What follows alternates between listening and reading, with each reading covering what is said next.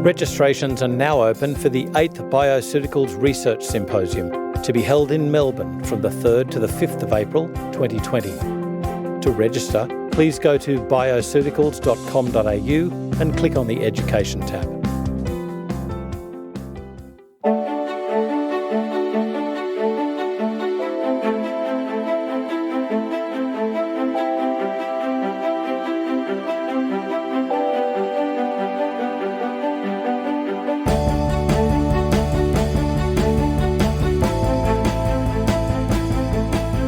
Hi everyone and welcome. I'm Dr. Mark Donohoe, and today I'm in the unusual position of being in the FX Medicine chair to address a breaking issue playing out in Australia about adverse reactions to glucosamine. It's made headlines in major news outlets telling the public that glucosamine, quote, doesn't work and could cause harm, close quote. Our usual host, Andrew Whitfield-Cook, is joining us on the line. Hi Andrew, how are you going? Really well, thanks, Mark. How are you? It's very different to be on the other side of the microphone from FX Medicine. Andrew, this came as a bit of a surprise to me. I've got to say, last week, and we're talking, February 2020, last week a patient came in and said, I've come off my glucosamine. Why is that? The Sydney Morning Herald article told me that I should come off my glucosamine, and it doesn't work and it's very, very dangerous. And I thought, that's something that's strange, because in years of work with glucosamine for many, many patients, I'd never heard of anything very dangerous happening. I got a bit of reading around and finally tracked down the paper. It's one that was carried out at Adelaide, and we'll go into the authors a little bit later. It seemed an innocuous paper that became a flashpoint for no particularly good reason. From what I could see, about 350, 400 adverse effects over 11 years for a very commonly used agent that provides a lot of relief for the symptoms and arguably is far better for you than any potential adverse outcome. So I can't see what was going on. If you study anything for adverse reactions and enough people use it, if there's 1 million people using anything, sugar pills, you're going to have more than 300 adverse reactions. So that's exactly right. Do you have any thoughts about that, about what the provenance of that paper and why we should even be talking about it? Well, look, I think it's interesting that any bad media about a supplement is very quickly taken up. Any good media is very quickly glossed over.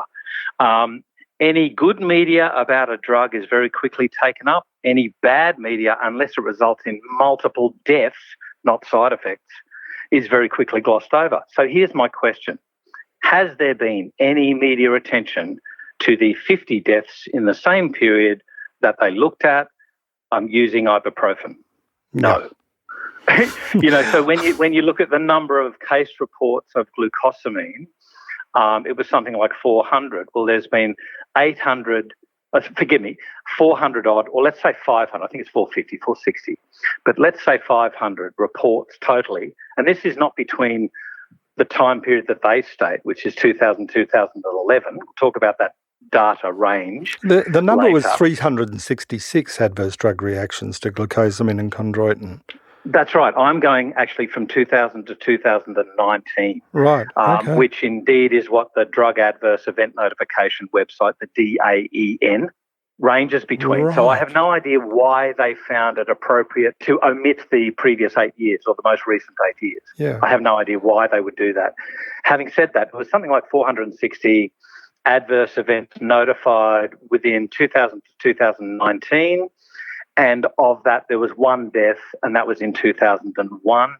The patient there was on multiple other medications, including warfarin. The death was from hematuria. And hello, interaction? Yes. Now, we'll talk about interactions later. But when you're blaming one entity out of a concoction, and like a lot of medications that they were on, it's very hard, I would say, unethical to point the finger at one, indeed the supplement. What you just told me raises an alarm bell, and that is, if there were 366 ADR, adverse drug reactions, in that 11-year period, at only a further 100 in the 9 years following, the question is always, why would a research group choose a cut-off date after which things appeared to get better. It looks almost like data mining of how do we get the most bang for our buck. If we're looking for adverse reactions, cut it off before the time that the adverse reactions appear to be reported less frequently, and that gives you a bigger number. And the reason I wonder about it is at least one of the authors is a professor, very well-respected professor, but again, a board member of the Friends of Science in Medicine. Now, the Friends of Science in Medicine do have a history of going through this, of looking at alternative, complementary, non-orthodox drugs and having a very razor-sharp focus on those things, looking to say, well, maybe they need to be limited, banned or anything else. My view is you can't have those preconceptions, be on the board and then say, but I have no fight against complementary medicine. If you're part of the board, you've got to at least own up to that in the paper and say, this is my, prior position. I have a position in a group that say that complementary medicines are worthless. They don't have any part to play in medicine. This paper doesn't come out of the blue. So I think even the acknowledgement, say, look, I'm on the board of the Friends of Science in Medicine. Let's get that out of the way. Now get on with the paper. So it leaves a bad taste of why 2000 to 2011. What about one of the authors and whether there was a predisposition to wanting to look for adverse reactions, even if they are not important and should not change anything to do with our prescribing patterns? I think one of the points that you raised there has also got to do with when you're looking at how many cases were reported, you've always got to compare it to how many cases were there of patient episodes of people taking the medicine. Yes. So, for instance, I'm looking at these results here from ibuprofen from 2000 to 2019. There was 1,216 reports, 818 of which were suspected as being the single medicine, and 50 deaths. Now, when you take into account the amount of ibuprofen medications and doses that were taken throughout that period, you think, okay, look, it's unfortunate, but it's also not very big. Yeah. Hang on. Let's look at glucosamine, a recent paper published in BMJ on 466,000 patients. It's an observational study, so I concede that. They noted 1/5, 20% of participants used glucosamine sulfate. Right. So we're talking about, let's say 100,000 people there, and where are the side effects in that trial? Well, virtually nil. So it's really interesting how when you go back just a few years, say, to 2008, 2012, even 2014, the papers all over the world virtually say side effects were very few, and they were mainly around the rash, pruritus, nausea, vomiting, urticaria, that sort of... Which are important, right? We should be clear. It's important that we do notice the adverse reactions from anything. Oh, absolutely. Placebos have typically around about the same rate of adverse reaction. So when you have sugar pills in a study, the adverse reaction rates are approximately at the same level that glucosamine is in this study, right? You are right, though. The missing information is how many people are taking glucosamine. So if we say, what is it, that 35 adverse drug reactions per year, if there's only 2,000 people taking it, that's massive. If there's 2 million people taking it, that's indistinguishable from no reaction whatsoever. And so we've got to be careful that you don't just publish a paper which says 366 people. That's terrible. It's not terrible if the alternative was those numbers of people were taking non-steroidal anti-inflammatories with a far higher likelihood of adverse reaction and death rates. So that's right. We need to compare apples with apples, and we also need to have, if you like, almost a placebo control in this of let's do adverse drug reaction reports to the TGA of people taking placebos. It's a difficult one to organise. Don't know how you do that one. I know, but there is going to be a rate. Every time a pill goes into a person, there's the capsule of the pill, there's the fillers. There are always things that go on, and you're putting something on the stomach. So getting many of the adverse reaction rates, I just, as a doctor, look at this and say, look, if this is really, say, 1 to 2 million Australians are taking glucosamine, this is such a low adverse reaction rate that the real story should be what an extraordinarily low adverse reaction rate compared to the alternatives for arthritis. Not this is a big number and shouldn't we pay more attention to it. So One issue is what's the rate of adverse reactions. The second thing is, what's the alternative? Was the drug therapy safer than this? And if the drug therapy was safer and as effective or more effective, then you've got a story. But when the drug therapy, as every GP knows, is a risky drug therapy that we now have to give acid suppressants to try and stop gastrointestinal bleeding, then I don't think that this is a balanced weighing up of what an adverse reaction is and whether these are significant, whether they have any impact on what we would prescribe in practice. So that's my take on it is, this is like raising flags and saying, glucosamine terrible. No thought about, is it the right glucosamine, the wrong glucosamine? No thought about details, just numbers appear on a page and the media take it up and someone has to promote that to the media. This was not media worthy. This is nothing. No. So I'm just going on about these adverse effects, and there was a very interesting pamphlet, if you like, from its Medicines Question and Answers, Q&As, from the NHS in Britain, that's UK obviously, on glucosamine. What are the adverse effects? And it lists everything there. Mainly the urticarias, mainly the epigastric tenderness, constipation, diarrhea, heartburn, vomiting, all of the usual ones that you can see with placebo. But I do concede that there has been in the past a certain risk with those people who have shellfish allergy because the Therapeutic Goods Administration in Australia has mandated previously that all glucosamine chondroitin products be of a seafood origin. Now, that's changed recently. So it'll be interesting if you take out, let's say, the last 2 or 3 years. So let's say going back to, 2017 and look at the side effects there compared to the side effects reported in the following years. That would be a very interesting thing to look at. And that would be useful science to do as well. That if you change the origin of it, the paper does say probably it's the meat contamination on the shellfish. The shell obviously does not have the antigens that are significant in shellfish allergy. That's right. Yeah. But if it is a fault in manufacturing, that is valuable information to know. That's right. And if a change of the origins from shellfish to bovine or any other source of glucosamine, if that's associated with a significant drop, then good can come from even a paper like this. But I still come back to the question of, is this rate of 34 adverse reaction reports a year, none of which were typically severe. The majority of them were very mild, and every doctor knows, again, you give tablets to a person, everybody has the potential to react to a tablet. So I don't see it as being good science at the moment, but this may form the basis to say, look, potential for hypersensitivity shellfish meat allergy. One issue might be better manufacturing processes to ensure that there is no meat contamination of the shell before production, and the other one would be maybe a move away from shellfish is the safer option. And we will find that out with adverse reaction rates over the past 3 years as compared to the previous years. Yeah. One of the other useful things as well is when you consider that many preparations, not all, but many preparations are in capsules. Yeah. If that person might have, say, a sliding hiatus hernia, if the capsule might break open earlier and you might have some reflux, it has happened, indeed it's happened to me, where you get a burp of powder coming out your mouth. Now that's happened. Now let's say that was glucosamine chondroitin.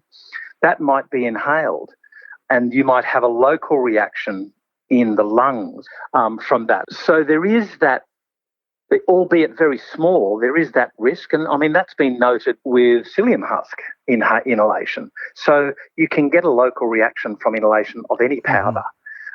Rare, yes. Andrew, you can get a local reaction from burping. It can definitely, I mean, it's part of what we doctors think of every time. A little bit of reflux, burping up a bit of acid is probably as bad as that. But it does give you a bit of a perspective that since many of the adverse reports were gastrointestinal, upper gastrointestinal reactions, that anything that's encapsulated, anything where a bit of acid reflux can be induced, swallowing a damn capsule or swallowing a pea, can do exactly the same thing, that if you get a bit of a burp and it's acidic and it has the potential to irritate the upper throat, the esophagus, then you can get gourd-like symptoms. And so I don't see that specifically of any relationship to the glucosamine as the kind of active ingredient of it. I think of that as more a capsule risk that happens occasionally, and people get it stuck in the throat. My own wife has done that last week, of swallowing a capsule, feeling it stuck and feeling that the throat is burning. So Yeah. I'm not against people trawling over adverse reactions. I think it's good to know where the problems arise. Yeah. I think the problem is that it can induce panic where there is no panic to be had, and a valuable therapeutic agent has people stopping it without asking their practitioners for a bit of perspective on all of this. Yeah. But the downside for me would be if people stop their glucosamine, go back on their ibuprofen or their non-steroidal anti-inflammatory, and they do that without acid suppression and without doctor's advice, there's more harm can come from this paper and the kind of sensational reporting of it than good. That this should have been something that deposits in the medical literature. We all go back and consider it. We think of it rationally. Could bovine replace a crustacean?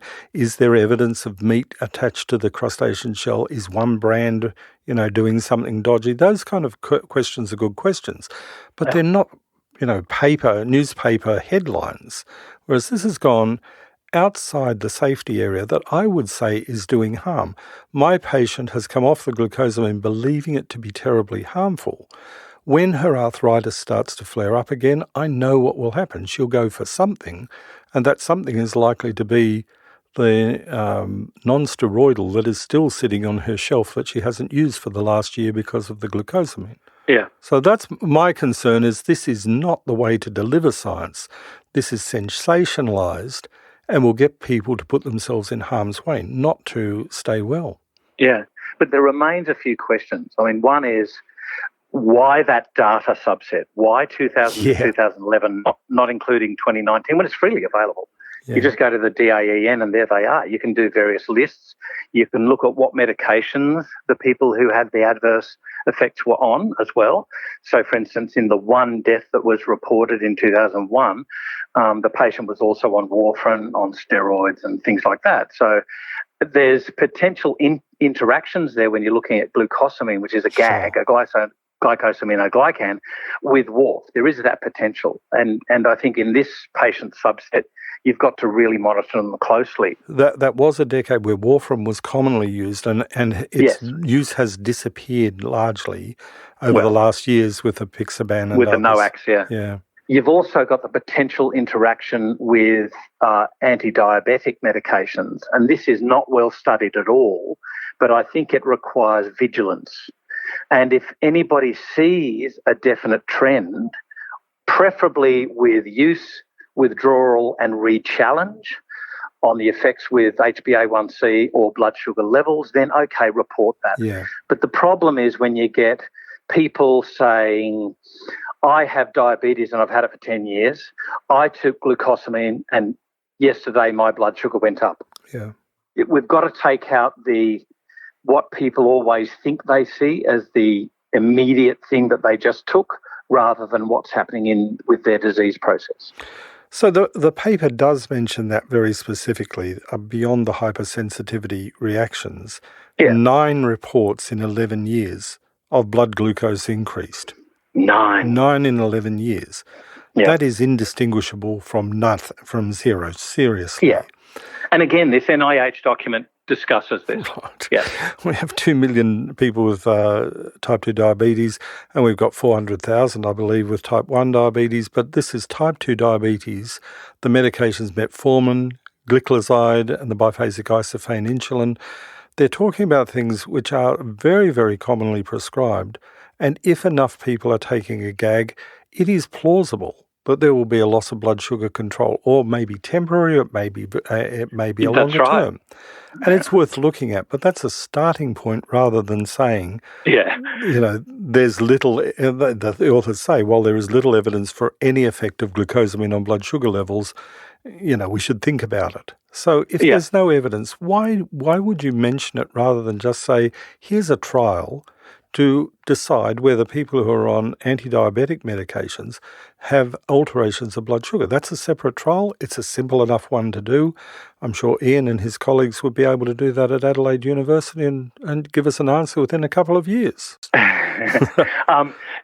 Forgive me, I was mentioning the NIH, and it wasn't. It's the NHS of the UK. So we'll put all of these references, everything that we can, up on the FX Medicine website for everybody to look at and learn from, because there's just some crucial points here that can be extracted. There are. I'd like to drag you back a little bit, Andrew. Back in 2006, the British Medical Journal published the Glucosamine chondroitin arthritis intervention trial, commonly known as the GATE trial. It gained a reputation as saying, well, celecoxib works and glucosamine doesn't work, and we've settled that. Now, in the same year, the Europeans ran the Glucosamine, the GUIDE trial, which did show an effect with a different form of glucosamine. I don't see any mention of the type of glucosamine in the paper that we're talking about with adverse reactions. It's really frustrating to me when what is said is this: glucosamine and chondroitin sulfate. The inference to most practitioners of natural medicine would be that it's glucosamine sulfate and chondroitin sulfate. Indeed, It's not in the GATE trial. It's glucosamine hydrochloride and chondroitin sulfate. And even in the same New England Journal of Medicine edition, but he pointed out that this is always said, it's always brushed over. But there's more to this. When you think about, the proportion of those participants experiencing 20% or greater decrease in pain in the Omics score, which is the gold standard of pain scoring. Celecoxib was 70%, placebo was 60%, only 10% behind. Oh, no. Now here's the rub. In the moderate to severe pain group, the glucosamine chondroitin combination achieved that same 20% reduction in 79%. Yeah. I remember the controversy, though. They did the trial and placebo was 60.1%, which surprised everybody. Osteoarthritis, the placebo got 60% of people with a 20.1 mac reduction. Celecoxib was 70%, or 70.1, and glucosamine plus chondroitin sulfate was 66.6. It's one of those trials where the P equals 0.05 became the magic dividing line, and it fell just between the two of them, so that there was only a tiny difference between celecoxib and glucosamine and chondroitin, but it was dwarfed by the placebo effect, absolutely dwarfed. And most doctors looked at that and said, that's impossible. Placebo can't do as well as celecoxib, forgetting all about glucosamine. What the authors did was they had subsetted it to what were the Omics score reductions and what was the severity of arthritis. And what they said there was in severe arthritis, the placebo response was 54%. You would expect it to be lower because it's severe arthritis. Celecoxib was 69% and glucosamine plus chondroitin sulfate 79%. Now, that's in the moderate to severe group, so that's a subgroup. Yeah, that's the subgrouping, and that was where all of the controversy arose. That's right. That the journal and many of the pharmacologists in there said, don't subset it, you can't subset it. Rather than saying, wow, that's interesting, if the most severe group, which is still a very large group, it gets the better response. Well, so this was the work of Daniel Clegg. Yeah. University of Utah. And he did the subset analysis and pulled out that it's in the moderate to severe pain group that the glucosamine chondroitin worked. Yeah. In the mild pain group, glucosamine and chondroitin didn't work. Now, here's the practical thing for me, for the clinicians. In those people that have got moderate to severe arthritis, they are probably going to need the use of some pain relief. Yeah. And that may or may not be celecoxib. It may be one of the other NSAIDs. It may be, the paracetamol type formulations. But wouldn't it be great to have something that didn't just relieve pain, that actually had some effect in rebuilding joints rather than just, knocking out the pain of your broken leg? Yeah. So this is where I think relevant, responsible co-use of these medications is really what we should be aiming for in patients, not one or the other. And we should be very clear about what the molecule is that binds to it. So glucosamine sulfate has the additional sulfur groups, and there is a good evidence of the biochemistry of sulfur playing an important part in the combination with that, and the hydrochloride probably not so much. Yeah. So given that the trial that found that there was benefit was glucosamine sulfate in Europe, the one that found that there was just below the P equals 0.05 benefit was the GATE trial with glucosamine hydrochloride.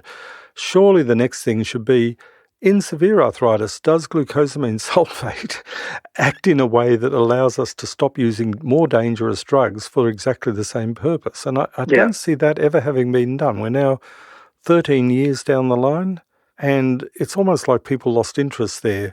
And I have run into the problems with celecoxib and with all the non-steroidals, COX-1 and COX-2. They have a very, very high adverse reaction rate. People don't like them. They come off them. They put up with the pain rather than put up with the irritation of the stomach and the nausea.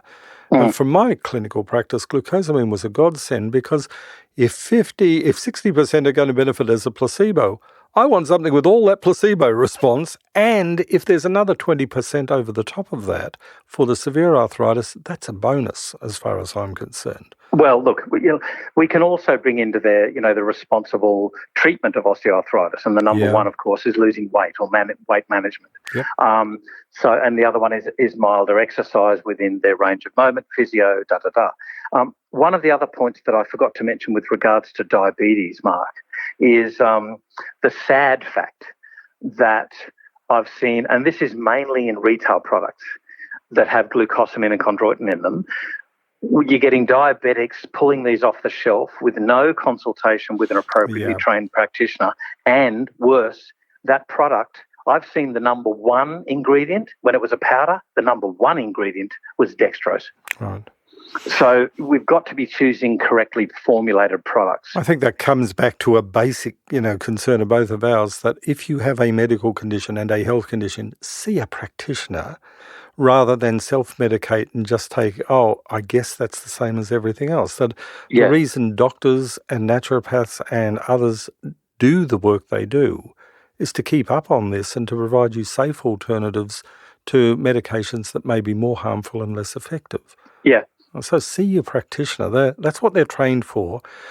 I do agree with you that if it's just pulling stuff off the shelf, very, very frequently, even pharmacies will sell stuff that is not what was on the prescription, was not what was ordered.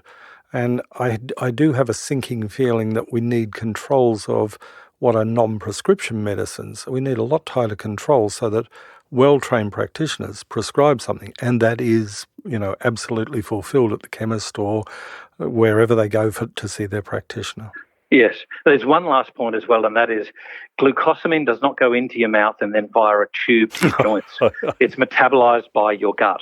Yes. And so there, again, Daniel Clegg of University of Utah posits that we've got to look at the pharmacokinetics and pharmacodynamics of glucosamine and chondroitin in the gut lining and the liver, and that may indeed play a reasonable part of their pain-relieving activities.